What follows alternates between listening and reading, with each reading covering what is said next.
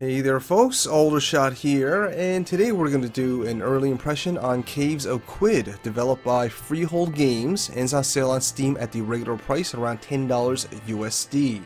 Now this game's in early access, so because of that I want to remind the viewers that by the time you watch this, the game could have very well been changed or updated, so I recommend at the very least checking out the store page on it, just to make sure you're nice and up to date.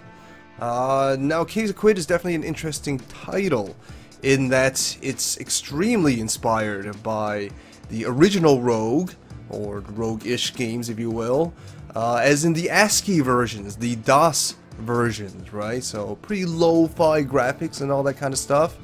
And Caves of Qud's design and even its visual presentation very much reflects that. I'm sure you guys can already somewhat tell just from this opening menu.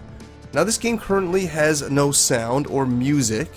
I'm not sure if they're going to add any sound or music in future updates, but it could have very well been omitted for very deliberate reasons, and we'll talk about that when we get into the game, of course.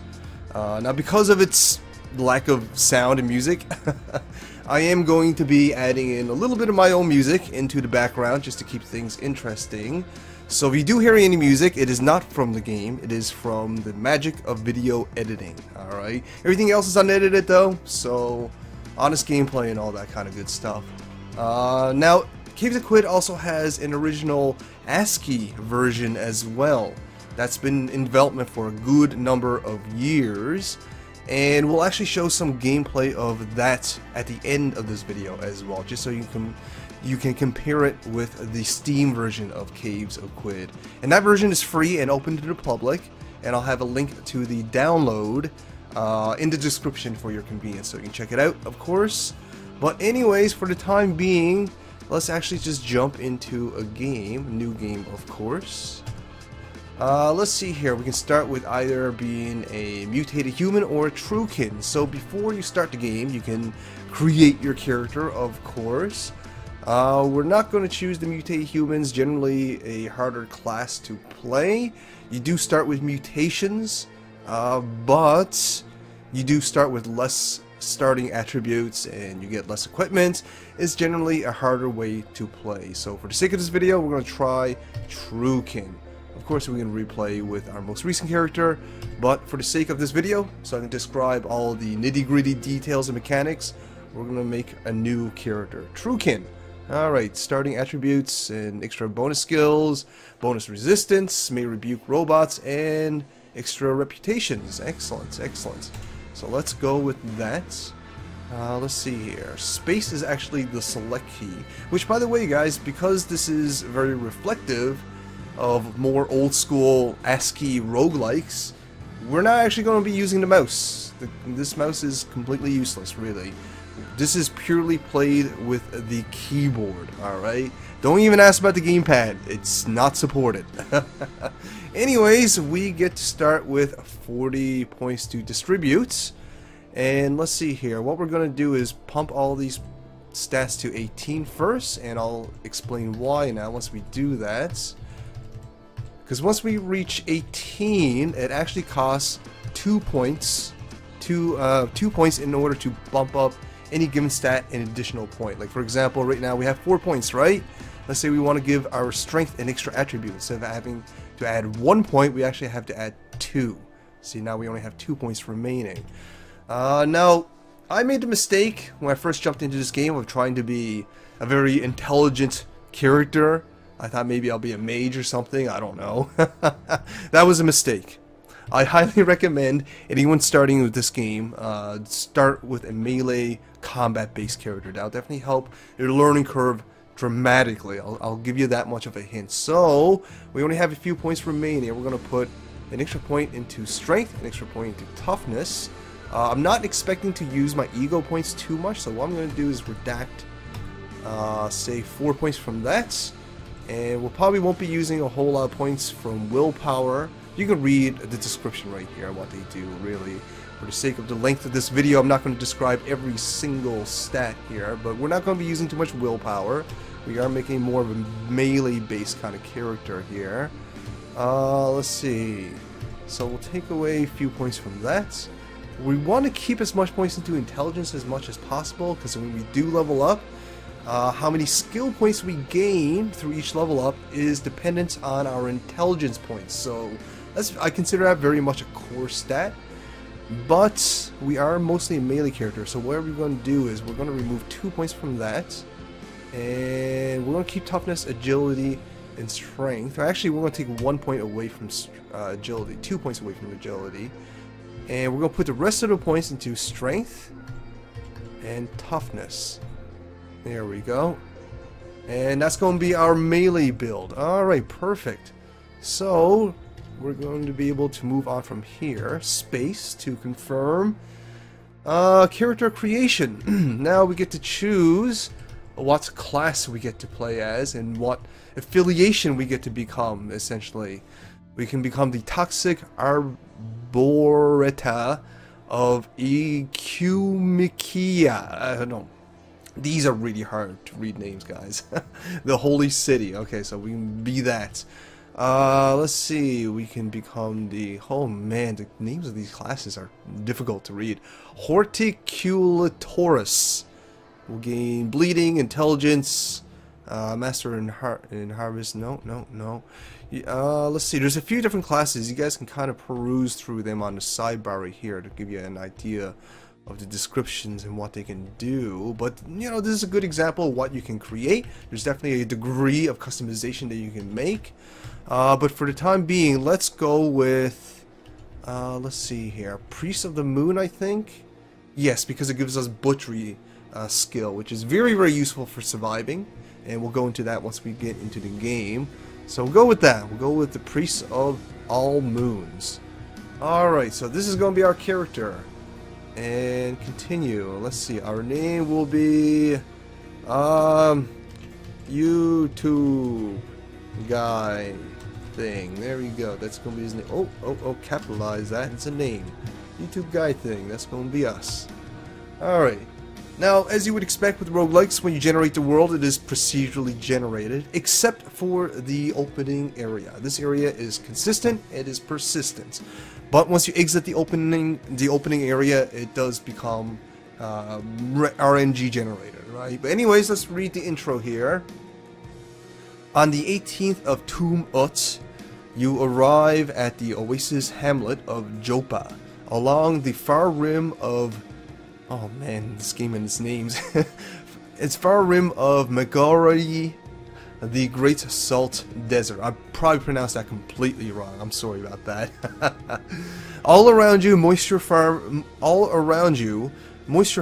tend to groves of Viridian water vines. There are huts wrought from rock salt and brimstock. On the horizon, Qud's jungles strangle chrome staples and rustles archways to the earth. Further and beyond, the fabled spindle rises above the fray and pierces the cloud-ribbon sky. Press any key and press F1 to help. Okay, great. Now before we jump in, I want to give one quick tip to everyone who might be starting this game. Hit F1 for your help key and read through this first section here. 10 things you should do when you start to play. I didn't do that, and I was immensely confused by this game because I didn't have a lot of experience with ASCII roguelikes, right? So I was really confused, and if you haven't played a lot of ASCII roguelikes, or even if you have, I recommend checking it out. This will give you 10 quick pointers to really quickly help you start the game, and that's going to be my first thing I'm going to mention about this game. There's going to be a learning curve. There's a lot to learn, there's a lot of stuff to do, and I'm still in the process of learning this game myself, actually, and I'm 4 hours in. There's a lot to know about Caves of Qud. There's a lot to know about a lot of these ASCII roguelikes, actually, so it's a very, very common thing. There's definitely going to be a learning curve to kind of get over before you start doing well. My first time playing through this game, I just died after the opening area over and over again. Then things started to click a little bit, right? Anyways, when you first start the game, like I said, this is a consistent opening area. So a few things you're going to want to do first. First, talk to this guy. He'll give you a starting quest. Live and drink, friend. May you find shade in Joppa.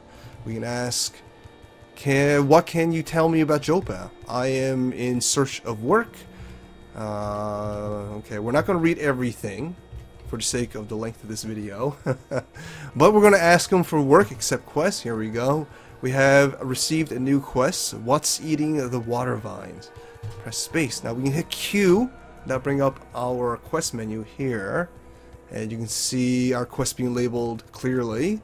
Now another thing you want to do in the starting area is go over here on the left side, which I missed multiple times when I first started this game, and talk to this gentleman here. Space. That's how you talk to people. Mumbling, tensile strength of Reblon, but lacking in electricity. There we go. Retro threading and M band would probably. Oh, I didn't notice you there. That's because I was ignoring you. Mumble. Noting a trace yield of synthetic linseed solvents. I think he's some kind of scientist or something. Anyways, we go ... blah blah blah blah blah. Then we ask, where can I find such a cave? And we get a quest from this guy. We have to fetch the Argive of Knickknack. Okay. Great, so we hit Q again. We see all our quests being listed right here. Actually, from this menu, you can actually flip through a whole bunch of different menus here through the numpad, in which we will be using to control our characters mostly. Numpad is going to be your main source of control. You can use 4, 8, 2, and 6 to move as you would expect. You know, left, right, up, down, etc. But you can also use 7, 9, 1, and 3 to move diagonally as well. And that'll save you time and as well as turns. Because each move, each action requires a turn. You can actually hit 5 on the numpad, and that'll advance turns without moving your character, which is really good for tactical play when you're facing against mobs and enemies, right? But anyways, yeah, numpad is going to be your main controller, right? Now another thing I would recommend doing when you first start this game is go over here and talk to this gentleman right here. Now there's multiple things to interact with since we hit space. This guy's to our right, so we're going to hit right on our arrow keys, or 6 on the numpad, and that'll say talk to the person on the right. Okay, anyways, he's basically a merchant, right? He's going to give you some dialogue. It's not overly important, but you hit T, that'll bring up the buy and sell screen. Now working menus in this game, as you can see, can be quite different from other RPGs or rogue games, right? Again, because this is inspired from ASCII kind of games. So what we're going to do is, let's see here, what do we want? We'll take the leather armor. Instead of actually having to hit enter or confirm, we actually have to hit the plus key, and that'll confirm or at least suggest that we want to buy one of this thing. And let's see here, I like to buy all the store's ammo as well when I start, in case I get any projectile weapons. There we go, and we hit O, and that'll say okay. You'll have to pony up 23 drams of fresh water to even up the trade. Yes, which, by the way, water, or fresh water to be exact, is your mode of currency in this game. This isn't really a fantasy game. Well, it is kind of set in a fantasy world, but this is actually more of a post-apocalyptic fantasy world, so it's closer to, say, Fallout than to, say, Skyrim, right, if I was to use the Bethesda comparisons. So that's kind of interesting, you know, it's kind of a Wasteland-esque kind of feel to it. In fact, when we go into our inventory, we can see EMP grenades, freeze grenades, stun grenades, and all this kind of stuff. So definitely not medieval fantasy, more like maybe post-apocalyptic fantasy, if you will. But anyways, now something else I would recommend doing when you first start this game is hit M, and that'll bring up our attributes or ability screen, and you can actually assign quick keys essentially. So let's see, Butcher Corpse, we'll hit enter and hit 1, that'll be this. Enter 2, and sprints, enter 3. Excellent. So that's basically how you're going to start this game, right? We'll go up here and talk to this elder fella as well. He's not going to really do much, to be honest. But that's essentially the opening area. So let's actually get out of here. Let's go up to the north and start questing a little bit. There we go. Important tip, blah blah blah. Okay, there we go. So let's talk about the graphics a little bit. You know, as you can see, it is very DOS inspired. It's not quite, you know, ASCII keys, as in it's not numbers and periods and question marks and stuff like that. We have actual pixelated characters and sprites, right? But they're designed deliberately to be extremely lo-fi and to be resembling of the ASCII look, right? In which we'll see in full view at the end of the video when we check out the ASCII version of this game. Anyways, it looks like there's something on the ground here, so we can actually inspect that by hitting space. Okay, nothing to take. Oh, okay, that's an animal here. Okay, very good, very good. We can actually see all our actions on the right side as well. Let's see, we change. Nope. Let's see here. Oh, this is the overmap. You can hit the minus key, and that'll show you that. So let's get out of that. Alright. If we hit the star key, that'll toggle through different menu screens and all that stuff. As you can see, you know, the game does control quite differently. It controls like a DOS game, right? And for appropriate reasons. It's definitely trying to emulate that style of gaming. But yeah, back to the graphics. It kind of emulates the ASCII kind of game look. But, you know, it's definitely updated for more modern audiences, and even though it does look old school, it does definitely inspire the old school look. Oh god, we got a rabbit here. We'll talk about the combat in a second. I just want to finish talking about the visuals, right? But yeah, the fonts, you know, the way it's laid out, and the high resolution of this lo-fi look definitely says a modernization, alright? But anyways, we're into combat, and we have, let's see, we have a Salt Hopper on our ass. And he's done some damage to us. Right here is our HP. We lost a fair amount. So combat's pretty easy. All you have to do is press the direction that the enemy's the enemy's facing, right? So he's diagonal to the right. So we hit 9 and that'll do combat. And let's see here. We wounded the Salt Hopper, which is great. You can even see bits of blood spilling from him, which is pretty awesome. And let's try it again. We're at 11 health though, so we gotta be careful. Oh god, we're at 1 health. Alright, let's see here. Let's go into our items here. You can take as much time as you want. Combat is turn-based, and because of that, you know, no action is going to happen until you press a attack key, essentially. And the attacks are done automatically. You know, you guys trade blows and all that kind of stuff. And obviously, it's done through stats and all that kind of stuff. You know, dice rolls.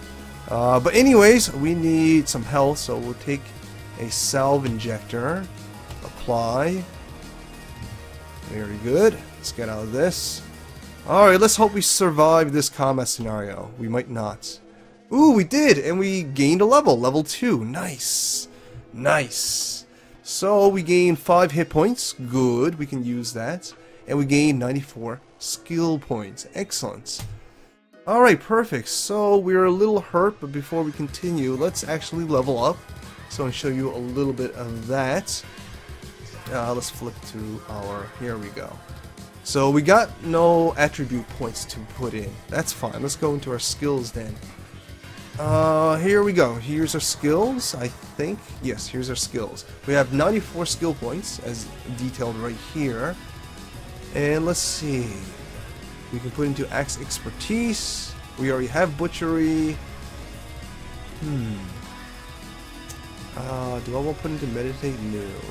Wilderness lore? No, no. There's a lot of stuff here that I don't fully understand, I'll be completely honest.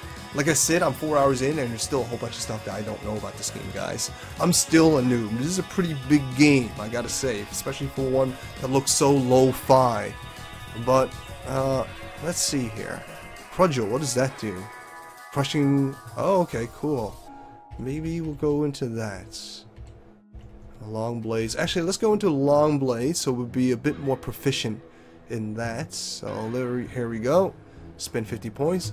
Yes. Y for yes. Now we've got 44 more points. We're not going to be able to buy too much with that. So we're going to save that until our next level up. And we're also hurt. but we have a hog here as well that's coming close to us. So what we're going to do, we're going to activate our sprints. Let's flip through. Here we go. 3 is to sprint, so we'll hit 3.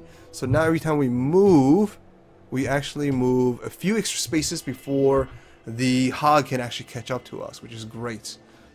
Perfect. Okay, so we're back to full to health. So let's actually fight the hog. Get him out of our way. Okay, we've injured him. Great. He's done 1 damage to us. Now we wounded him. He's done no damage to us, which is great. And by the way, all the damage or combat details is listed right here. See, the boar misses me. The battle axe hits the boar for 8 damage, etc., etc. And this is all very reminiscent to old school rogue ASCII kind of games too, right? Very, very similar in style and design. Alright, we taken care of the hog. So let's see here. Is there anything to loot? Okay, we got the boar corpse. Now you do have to eat and drink in this game as well. There is a small survival element as well. In the options, I actually have it on auto eat and auto drink whenever I need it. Right? And like I mentioned before, fresh water is the currency in this game, which is definitely very, very interesting. Makes for a very interesting metagame. You either buy things or you survive and drink water. So your choice, right? But anyways, let's loot the body here.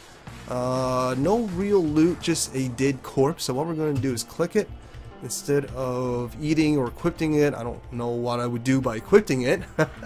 However, we can also look at it, so we get a little bit of detail on it. But what we're going to do is we're going to eat it, so that way it will help with our survivability. By the way, something else you can do in the overworld, you can hit L, and that'll give you a quick description of what's around you. YouTube guy thing. Oh, I didn't use an N, I used an M. Okay, good enough. It's you! Equipped, cloth robe, frowning moon mask, albino. So basically it's just listing a bunch of stuff that I have around me. Excellent. There's a couple pool of blood. We can actually collect that as well. We have a few extra water skins. I'm not quite sure what the blood's for. Probably for trading or maybe crafting purposes. Like I said, guys, huge game, 4 hours in, and there's still so much I don't know about this game, honestly. But it looks like there's 3 units of blood. So let's collect that. Enter. Excellent. And there's some more blood here as well, so we'll collect that while we're here as well. Oh, no, I do not want to put it into our water. 0. No. 0. Enter to confirm. Okay, good. I didn't put it into raw water. Anyways, back into this. No, I don't want to empty that. Yes, I do want to collect that. Enter. Perfect. Alright, so we're in good health. We're still on our way to our quests. So let's keep moving up. Okay, so there's a couple of things on the wall. We can fight those for XP, and they're pretty easy. Whatever those things are, they're quidzoos. I think they're just like biological things that grows on a wall. Like I said, this is kind of a wasteland situation. There's probably some kind of mutated organism or something like that. But anyways, let's keep moving on. Now, as you can see, our perspective, what we can actually see, is highlighted through these pixelated ASCII-inspired sprites, right? And these parts of the map that's not being able to see, that represents perspective that we, well, obviously our character can't see. Like, for example, there's these trees here in our way, so we can't see anything beyond there. But we can see, you know, in between these trees. So it simulates the character's viewpoint very, very interestingly as well. This is also very, very reminiscent to old school ASCII roguelike games. This is sometimes a common mechanic as well, but it's being reproduced in high-res ASCII, if you will. That's the best way I can describe the graphical styling of this game, is high-res ASCII. Anyways, we got another hog. Let's see, we hit L. Okay, no description there, but anyways, we should probably fight him. We missed! Oh no, but he missed too. Okay, good enough. Okay, let's keep going. He hasn't hit us yet. Oh god, we're getting like wolves and dogs and stuff too, so this is getting dangerous, but we haven't taken damage yet. We almost got him killed. Perfect, we got him. Still haven't taken damage, but we're getting a lot of enemies surrounding us. including a elite or a harder monster coming at us soon too. These dogs are pretty easy, so hopefully we'll be able to take them out without too much issue. Alright, we're still at pretty good health, so we're going to try and take on this harder mob. Did I miss? Oh, he's doing a bit of damage to us. Doing a lot of damage to us. Okay, we got him. We survived. Excellent. Okay, we can hit tab and take everything, which we'll do for now. We'll eat this. Oh, we eat too much, we can get bloated though, so that will have negative stat effects as well, so keep that in mind. Here we go, bring up our stats on the sidebar, that's what I like. We don't need to eat that. Well, let's just check our equipment, see if we got any upgrades. Now here's a little critique here for the sake of, you know, what's that word I'm looking for? Quality of life, user-friendliness, if you will. I can't really do a comparison of equipments I've found with new pieces, so what I have to do is actually I have to remove whatever piece of that body part has equipped it, then go into my inventory and compare this way, right? So it's not the best way of doing things, but there you go, it is what it is. Let's go to the head, remove. Okay, so not much in the way of upgrades. Now we've taken some damage, and I don't want to use any health kits in order to gain my health back. So what we can do is just tap 5 a few times, because your health do regenerate over time, and now we're just passing time without moving. Right, so there we go, that's pretty good. Let's continue with our journey here. Looks like we got a river here. These birds are actually friendly, but for whatever reason, sometimes they follow me, which is kind of interesting. But yeah, there we go. This guy's following me. This little bird guy here. There we go. But he's friendly, you know. There's definitely a few friendly animals here. You can actually make friends with some animals as well. In fact, I'll show you that right now. There's a good few factions. Reputation, here we go. There's all the different factions. You can be friends with crabs and children and fish even. So apparently fungi dislikes me by 400 points, so that's kind of interesting. I'm curious to know how I can befriend fungi, but it's there apparently. There's definitely a few factions for you to befriend though, which is definitely kind of interesting. And from what I've seen, there's definitely a fair amount of variety in scenarios and gameplay and different things happening with each playthrough, which definitely makes things interesting for sure. Now let's check our overworld and make sure we're going the right way. Sometimes it is a little bit hard to pinpoint exactly where I am. Here I am right here because of the ASCII style graphics, right? But it does, once you get used to it, I guess it's not so bad. Anyways, let's continue with our... Nope, that's not what I want. I've gained a level somehow. Great, but here we go, perfect. So we gained another level, which is, we're actually doing really good right now. The highest level I've ever gotten was like level 4, level 5. It's a pretty challenging game. Even with the learning curve mentioned, even once you get used to it, it still remains a fairly challenging game. Now, I'm no expert. I didn't reach the end game by any means like that, so I can't really give an impression based on that perspective. But from an intermediate perspective, I found this game fairly hard. But anyways, let's level up again. And let's see, we have... do we have any extra points? No, in our attributes to give. Oh, we do. We have one attribute point. Excellent. So we're going to put it into our strength. So we do a little bit more damage. Excellent. And let's go back to our skills. We have 138 skill points. So, ooh, we can get something half juicy here. Wayfarer. No. I don't want none of that. No, I don't want bows and rifle. First aid. You're skilled at first aid. No. Oh, okay, that's kind of interesting. Long blades. You know what, let's save it again so we can get dual wielding at 300. Let's try and do that. So, I definitely enjoy the game, you know? I enjoy the adventure. It's, really, really involving, and it's extremely satisfying to adventure through this ASCII-inspired world, I must say. I have to say, like, the learning process is definitely a hump. That's definitely going to be something that a lot of people will have to get over in order to fully enjoy this game to its full potential. But once you do, the game really opens up, and every time you learn a little something new, it's very, very satisfying. And again, as I mentioned multiple times, the game is really, really big. And because of that, I find there's going to be a lot to explore, a lot to kind of experiment with, especially with the character creation. And I think that the game has a lot going for it as well.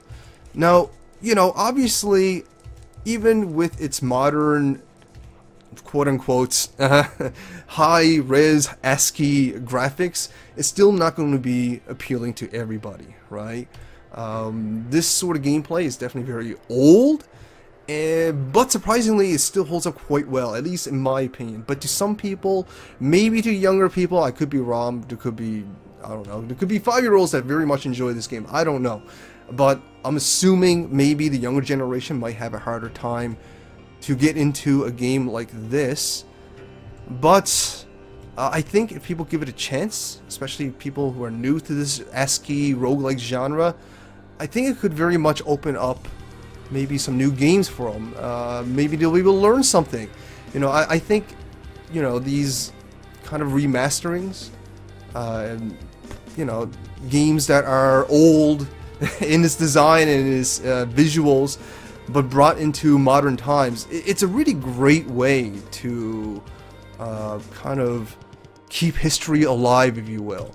And it's also a great opportunity to get younger generations involved with more historic types of games, right?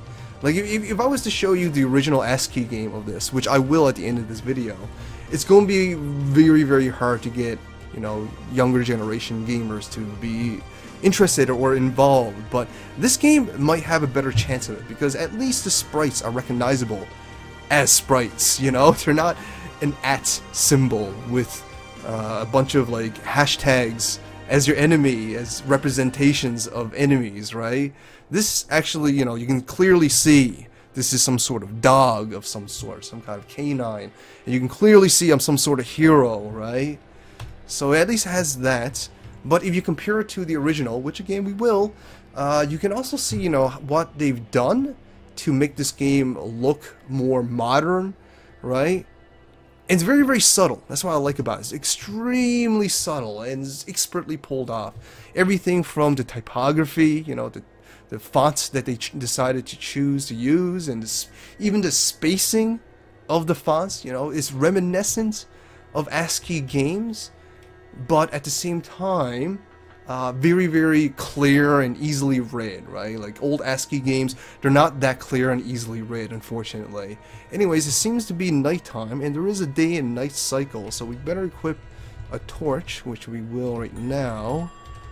Let's see here. Sturdy, no, none of this. Here we go, torch. Equipped. There we go. Now we can see a little bit at least. So I think they've done a really good job at remastering the old rogue genre for modern times, while very much keeping true to the spirit of the old ASCII rogue games, right? Because this archer is kind of a pain in the ass. Let's take care of him nice and quick, just like that. Alright, well, let's take his short bow, because that's going to be new to us. And do we have to eat? No, we're still bloated, so we're not going to eat. Okay, great. Let's equip that bow as well. So yeah, as far as the remastering, absolutely fantastic job. Now, I would like to see some music and some sounds added, personally. This is going to be one of the few times that I'm going to say having sound and music in a game will be purely subjective and based on personal preference. I know, crazy, right? What games can get away with that? Well, this game can. I played a little bit of the original Caves of Qud, just for the sake of comparison, before this video. And that game didn't have sound or music either. I played a few versions of Dwarf Fortress as well, which is another famous kind of ASCII style roguelike, and some versions does have sound and music, some doesn't. So it's not uncommon for these old school roguelikes to not have sound or music. And I'm thinking maybe Caves of Qud is trying to emulate and stay true to that aspect. However, like I mentioned before, I have played versions of Dwarf Fortress where there is sound and music. They're obviously very, very 8-bit sounding. I wouldn't even call them chiptunes, right? They're MIDIs at the very best. And I prefer it if this game would have some MIDI sounds to go with it as well. Although I have to say the lack of sound and music have not discouraged my gameplay. It has not hindered my enjoyment of Caves of Qud whatsoever. I find the game incredibly immersive for what it is, and more importantly, extremely deep and very satisfying whenever you make a little bit of progress. When you get that one more level than your last playthrough, it's extremely satisfying, right? And exploring this high-res ASCII-inspired world and you know, kind of getting a feel for all the random encounters and the events that might happen. It's very, very satisfying. It really, really is.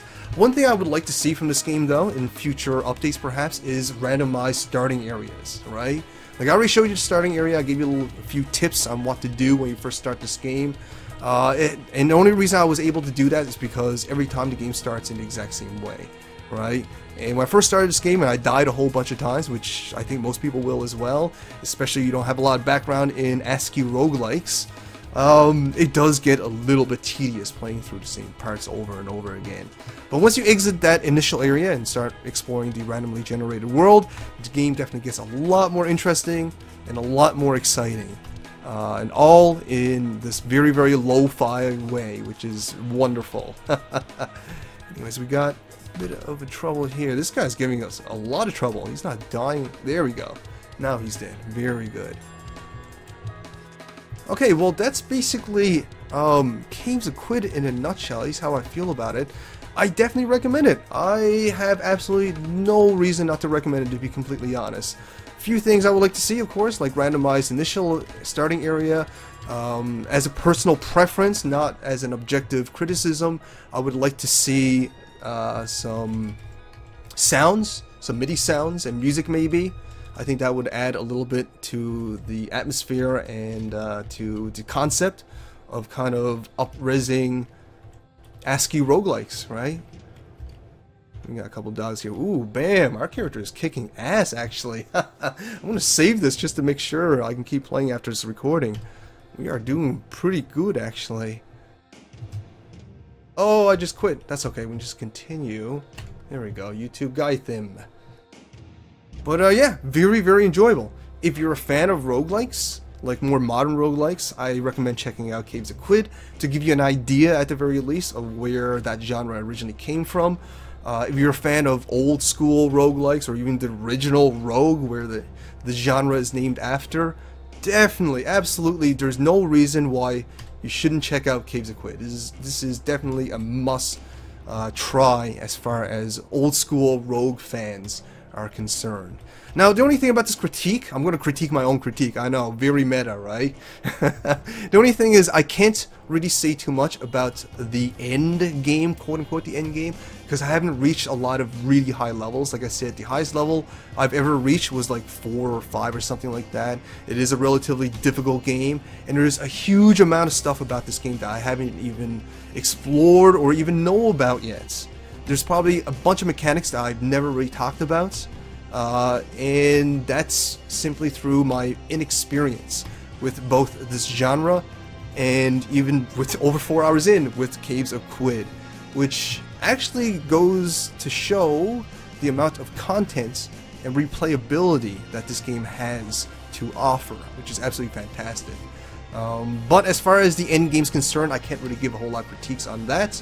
I don't know if it's of equal or better quality as some versions of Dwarf Fortress. I don't know if it's as good or as equal quality as the original Rogue, but what I can tell you is from the 4 hours experience that I've played, I've extremely enjoyed Caves of Qud. I'm really, really surprised by how much I've enjoyed it. When I first started this game, I was actually quite frustrated because I had no idea what to do, and I was very confused, but once I get the hang of it, the game opened up, and wow, it really opened up. I would even go as far as to say as that Caves of Qud could very much be the Pillars of Eternity of roguelikes. What Pillars of Eternity did for CRPGs, Caves of Qud is very much doing the same thing, right? As in, they're updating the graphics for modern audiences while very much keeping true to its original spirit, both in design, in principle, and even in aesthetics, even with it being updated. So absolutely fantastic. This is still in early access, so I'm very excited to see where this is going to go before it's fully released. I'm definitely going to be playing a whole lot more of this. This is going to be a great time waster. When I like to watch a lot of long, like, interview forms of YouTube videos, and these kind of games is great for that kind of stuff. So again, I'm very excited to play even more of Caves of Qud. But anyways, enough of that. Now you know my feelings of it. Again, I definitely recommend it. I have no issues giving my recommendations for Caves of Qud. So let's go exit this. Let's save again. Save and quit.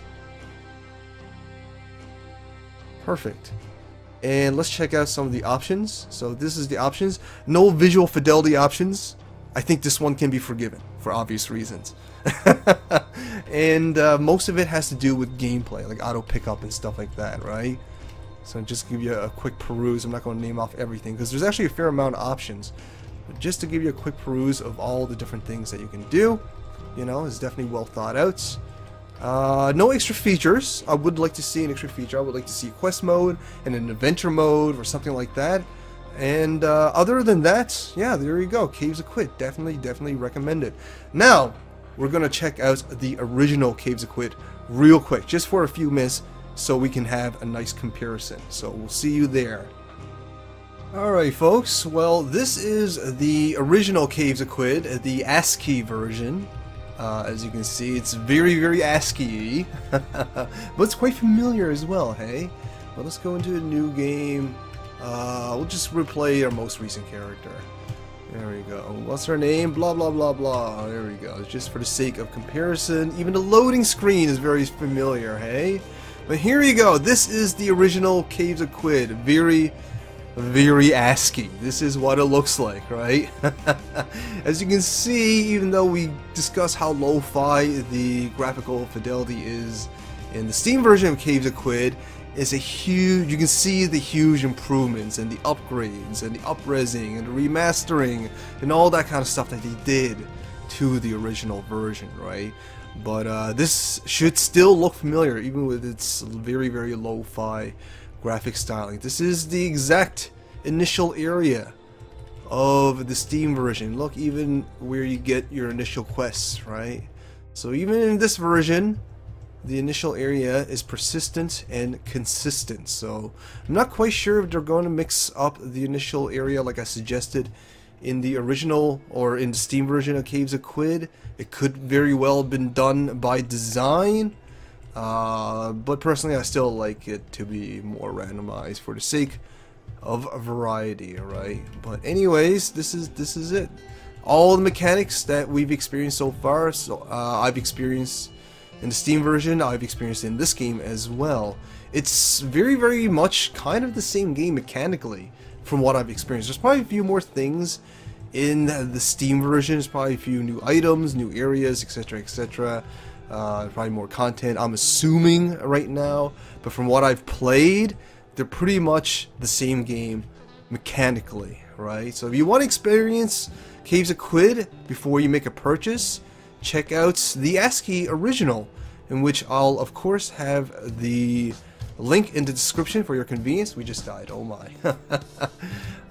For your convenience, of course, so you can check it out. But that's basically it. That's Caves of Qud.